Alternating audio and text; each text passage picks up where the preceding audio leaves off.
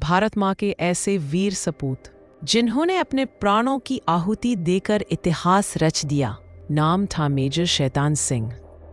India, 1 दिसंबर 1924 को राजस्थान के जोधपुर जिले के बसराना गांव में जन्मे। मेजर शैतान सिंह को वीरता जैसे विरासत में मिली थी। उनके पिता लेफ्टिनेंट कर्नल हेम सिंह स्वयं एक बहादुर सैनिक थे। 1962 में भारत चीन युद्ध के दौरान मेजर शैतान सिंह 13वीं कुमाऊं बटालियन की चार्ली कंपनी का नेतृत्व कर रहे थे।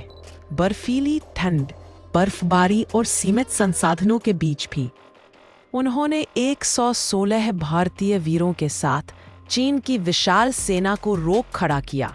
साल 1962 में भारत और चीन के बीच युद्ध छिड़ गया। लद्दाख का इलाका बर्फ से ढका हुआ था, जहां तापमान -25 डिग्री तक गिर जाता था। वही था रिजांगला पास, 8000 फीट की ऊंचाई पर, जहां सांस लेना भी मुश्किल था।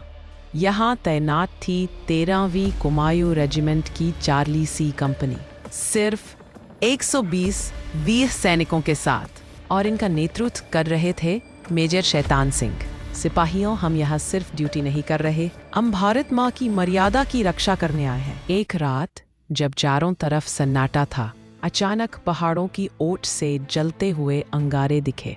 सैनिकों को लगा दुश्मन हमला करने वाला है, लेकिन वो चीनी चाल थी, बकरियों की पीठ पर बांधे गए अंगारे। हमारे सैनिकों ने फायरिंग शुरू कर दी। बर्फ में आग की चमक फैल गई। कुछ देर बाद सब स्पष्ट हुआ। सामने सिर्फ घबराई हुई बकरियां थीं। अब सब समझ गए, असली हमला बस शुरू होने वाला है। सुबह 5 बजे चीनी सेना ने चारों दिशाओं से हमला कर दिया। सामने थे 5000 चीनी सैनिक और हमारी तरफ सिर्फ 120 वीर। मेजर शैतान सिंह ने आदेश दिया, पीछे हटने का सवाल ही नहीं, जो यहाँ खड़ा है वही भारत की दीवार है। भारतीय सैनिकों ने असंभव को संभव कर दिखाया।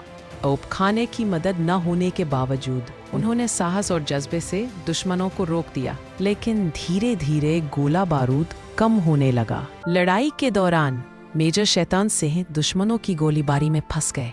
पूरा शरीर गोलियों से छलनी हो गया। फिर भी उन्होंने हार नहीं मानी। उन्होंने अपनी मशीन गन को पेट से बांधा, क्योंकि उनके हाथ अब साथ नहीं दे रहे थे।